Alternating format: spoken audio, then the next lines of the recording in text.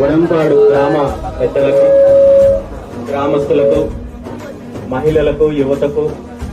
నా ఆత్మీయ కుటుంబ సభ్యులందరికీ పేరు పేరున హృదయపూర్వక నమస్కారాలు తెలియజేస్తున్నాను.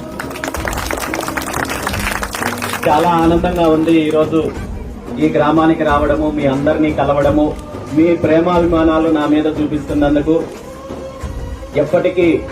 నేను మనసులో గుర్తుపెట్టుకుంటానని చెప్పి తెలియజేస్తూ,